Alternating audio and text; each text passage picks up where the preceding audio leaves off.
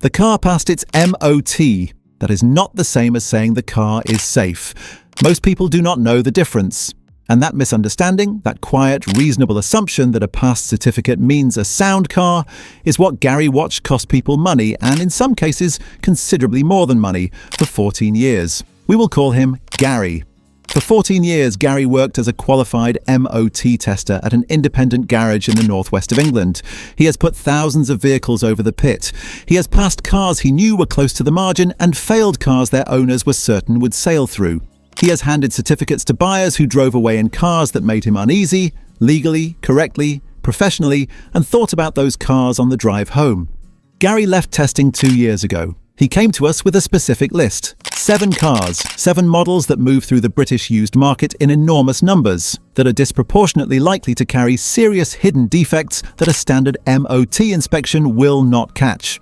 Not because these are bad cars, some of them are excellent, but because of the way they are engineered, the specific places their worst problems develop, and the way those problems present to a tester working within the constraints of a standard test. These are the 7 used cars that Gary says always hide serious defects, and what he told us about each one should change the way you buy your next used car. The first car is the most common family car in Britain. Gary said it is the one that concerns him most. The Ford Focus, specifically the Mark II and early Mark III, covering roughly 2004 to 2015, is not an unusual car. That is precisely the point. It is the default used buy for millions of British families. It is practical, it is affordable, it is everywhere. And because it is everywhere, because nobody worries about a Focus, because it seems like the safest possible choice.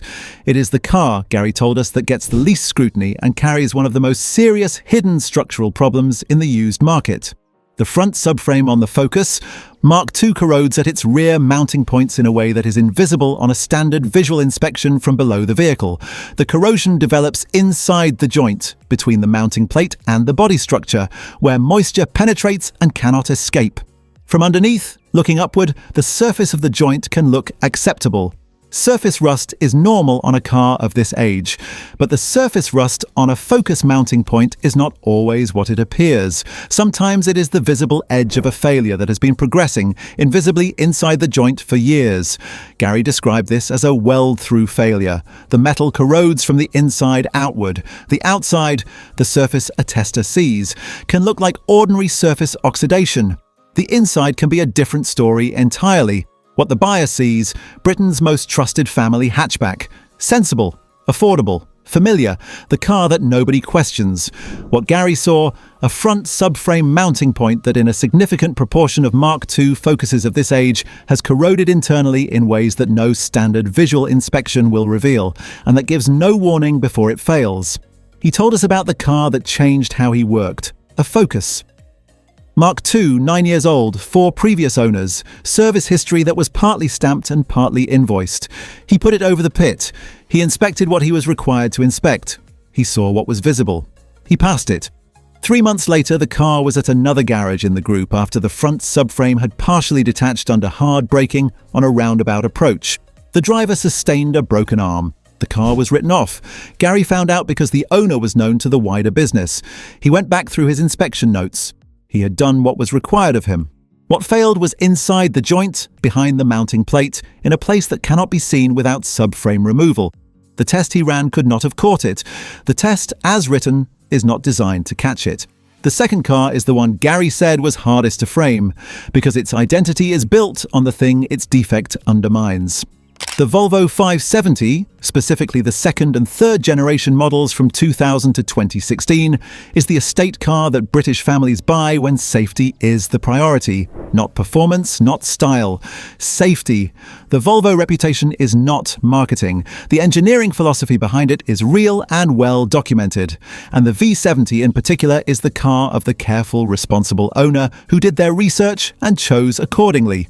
Gary said the V70's rear trailing arm mounting point is one of the most consistently corroded components he encountered across his entire career, and the corrosion occurs in a location and a pattern that means it can be advanced and dangerous while the rest of the car looks immaculate. The rear suspension on a V70 of this era uses a trailing arm attached to the body at a mounting point that sits inside the rear wheel arch, partially concealed behind the inner arch lining.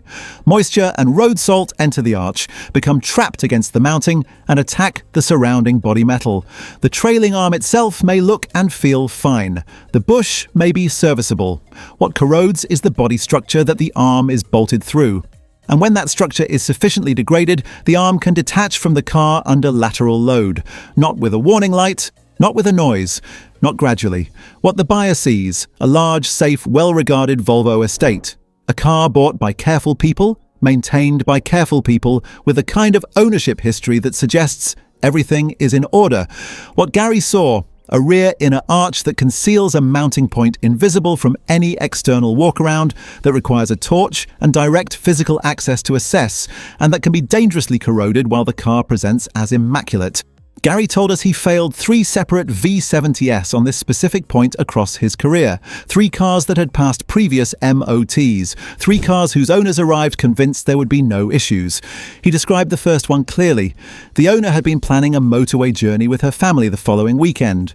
When Gary showed her what he had found, the corroded metal around the mounting point, the way it moved when he applied pressure, she did not say anything for a moment. Then she thanked him. And he thought about what the weekend might have looked like if she had taken the car to a tester who had spent less time in that arch. The third car on Gary's list is the one that surprises people the most, because it has a reputation for being almost indestructible. The Land Rover Defender, specifically the pre-2016 models, occupies a unique position in British automotive culture. It is more than a car. It is an identity. Owners are passionate. The engineering is celebrated. And the asking prices in the used market, which have risen considerably as the model became a collector's piece, reflect not just the vehicle's capability, but the weight of what it represents. Gary said it was the vehicle that most consistently produced the gap between what a buyer believed they were getting and what was actually underneath them. And he said the reason is specific. The Defender's reputation is so powerful that it substitutes for the inspection that every used example requires. The chassis on a Defender of this era is a separate ladder frame. It corrodes. Gary was precise about this, not in the obvious places, not in the main rails that a buyer checks because those are what they know to check, but in the specific locations that reward a tester who has spent years knowing exactly where to put the probe. The rear crossmember, the outriggers, the body mounting points, the sections where mud packs in during the vehicle's working life and holds moisture against the metal between washes, across seasons, across years. What the buyer sees, a British icon. A vehicle with provenance, character, and a community of passionate owners around it. The kind of car that makes people feel they are buying something that will never let them down. What Gary saw, a rear crossmember that had corroded to a degree that would require significant remediation before the vehicle could be safely driven on a Defender priced at £18,000, presented with recent photographs of it looking spectacular on a Welsh hillside. The fourth car is the one Gary said he could almost predict, because it almost always had something. The Volkswagen Transporter T5, in its passenger carrying and campervan configurations, is one of the most desirable used vehicles in Britain. A clean T5 with a conversion sells for significant money. A late, low-mileage example without a conversion is priced accordingly. And the demand in the market is enormous. From families, from small businesses, from the campervan community, from buyers who have wanted one for years and are finally in a position to buy. Gary told us the front subframe on a T5 corrodes. This is not a secret in the trade. It is documented, known and discussed among the people who work on these vehicles seriously. What is less understood, what Gary said most buyers do not grasp, is the specific pattern of that corrosion and how it interacts with the MOT testing criteria across the vehicle's life. The corrosion on a T5 front subframe does not fail suddenly. It progresses. In its early stages, it falls within the acceptable tolerance of an MOT inspection. As it progresses, it approaches and eventually crosses the line at which a pass becomes unjustifiable. But in the long intermediate period, the period between early corrosion and MOT failure, the vehicle continues to be bought, sold and tested, carrying a subframe in ongoing structural decline, producing a passed certificate at each test. Moving through the market from owner to owner, each new buyer reassured by the certificate the previous owner used to justify the asking price. What the buyer sees, the dream vehicle, The practical van, the family workhorse, or, in the camper van configuration, the gateway to the life they have been planning. The £14,000 or £24,000 or £34,000 machine that represents months or years of saving. What Gary saw: a front subframe mounting area corroded to a degree that had not yet triggered an MOT failure on the current criteria, but that would do so within 1 or 2 further cycles. And that might not hold to manufacturer specification in a frontal impact before that happened. The fifth car is one that Gary said never surprised him, but it surprised every owner who brought one through his ramp. The BMW 3 Series, the E46 generation from 1998 to 2006, and the E90 from 2005 to 2013, is aspirational. That is the correct word. The badge means something to the buyer. It feels like quality, it feels like reward.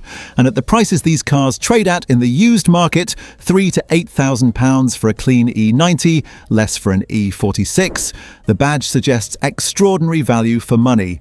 Gary said the badge is exactly the problem. Both generations share a documented structural vulnerability at the front subframe mounting points, where the subframe is attached to the body through reinforced floor sections that are prone to corrosion and, in advanced cases, to cracking. The specific failure Gary described involves the body metal surrounding the mounting corroding to a point where the attachment is no longer held to manufacturer specification. In early stages, the car drives and steers normally. There is no warning. The car feels like the premium saloon it is supposed to be, because in every way you can experience from inside the car, it still is. What the buyer sees: a premium German sports saloon at a price that feels like a bargain. A car with character, with driving quality, with a badge that carries associations of engineering excellence.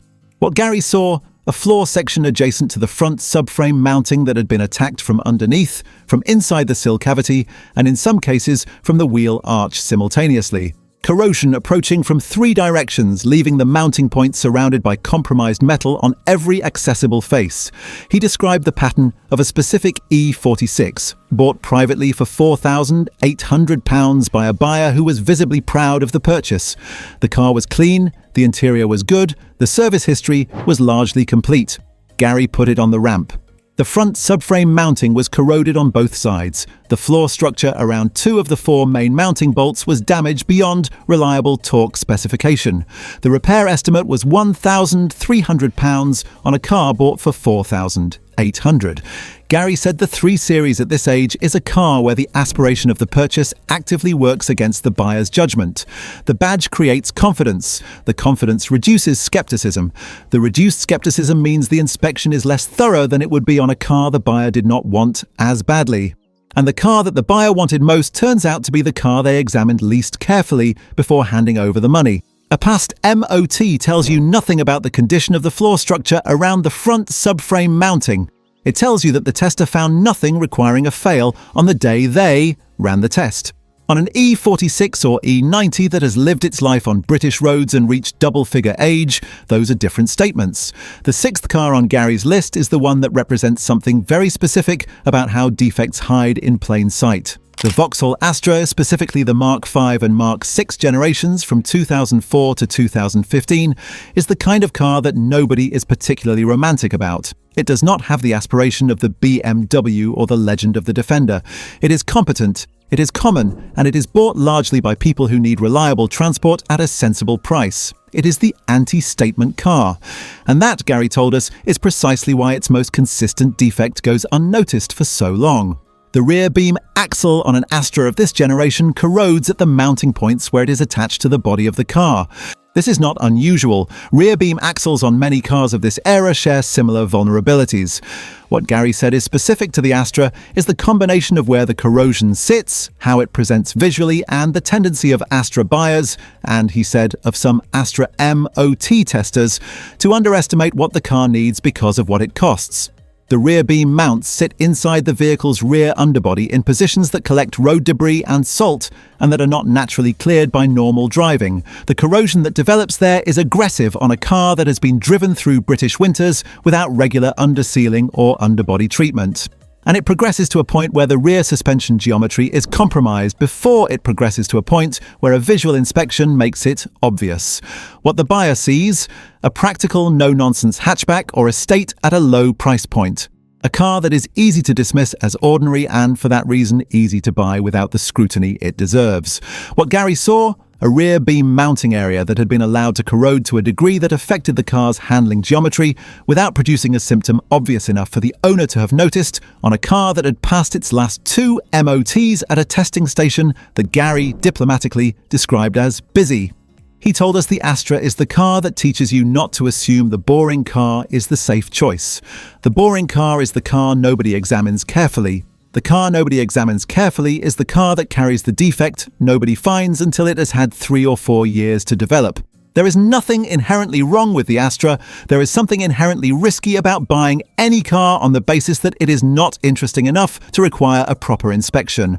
A past MOT tells you a tester found nothing requiring a fail on a given day. On an older Astra bought at £4,000, that means a tester had a financial incentive to process the test efficiently and no commercial reason to spend additional time on a rear beam that looks, from a quick visual, like it is holding on. Gary said a tester with time, a probe and an incentive to look carefully might find something different. The 7th car is the one Gary described as the quiet one. The one that surprises buyers precisely because it has no drama, no legend, no reputation to hide behind. The Nissan Qashqai, specifically the first and early second generation from 2006 to 2017, is one of the most popular used cars in Britain. It invented the compact crossover segment that now dominates the market. It is the car that families choose when they want something slightly raised, practical and reassuringly anonymous. It is not exciting. That is its appeal. It feels sensible. Gary told us the Qashqai is the car with the highest volume of hidden rear subframe corrosion he encountered in his final years of testing. And he said the reason it is hidden is not technical complexity but social invisibility. Nobody is suspicious of a Qashqai. Nobody looks at a Qashqai and thinks, I should check this carefully. The car's identity, practical, mainstream, normal, is itself a form of camouflage. The rear subframe on the first-generation Qashqai and early second-generation examples corrodes at its mounting points in a pattern that develops quickly in cars used on salted roads and not regularly treated underneath.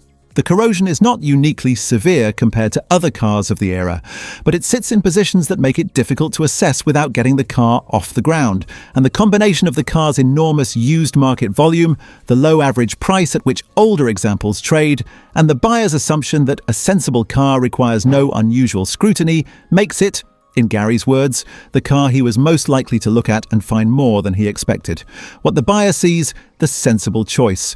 A comfortable raised family car with reasonable running costs, easy to park, easy to insure and available everywhere at a price that makes it feel like common sense. What Gary saw, a rear subframe mounting that had corroded aggressively on the near side in a car that had been through 6 consecutive MOTs without the subframe receiving any specific remediation or treatment, and that was now borderline, in his judgment, for the upcoming test it had been brought in for.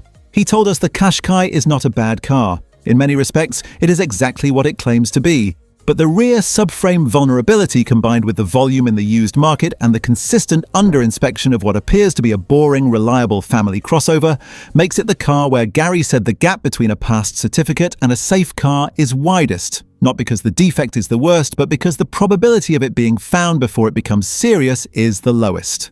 Nobody is suspicious of a Qashqai. That is the whole problem. A past MOT tells you a qualified tester found nothing requiring a fail on the day they ran the test. It does not tell you that the rear subframe mounting points have been examined carefully, treated and confirmed as sound. And on an older Qashqai bought at the lower end of the used market, the probability of any of those 3 things having happened is not as high as the certificate suggests. 7 cars, same pattern. The defect is hidden. The MOT may not catch it, the seller may not know it exists, and the buyer trusts the certificate, the service history, and a test drive that feels normal, until the bill arrives, or something worse happens. Gary put it simply, he passed cars that still made him uneasy, not because he was careless, but because the MOT only tests what is visible and measurable on that day. It does not prove that nothing is wrong underneath. That is the gap buyers misunderstand, and it is the gap that costs money. So before buying, do 3 things. Pay for an independent inspection from someone with no link to the seller, check who issued the MOT certificate, not just the date, and ask one direct question. Has this car's known failure point been inspected recently by someone who knows exactly where to look? These cars are not necessarily bad. Some are excellent, but they need more than a fresh MOT. The car passed its MOT. That is not the same as saying the car is safe. Tell us in the comments, did you ever buy a car with a fresh MOT and discover a serious problem soon after?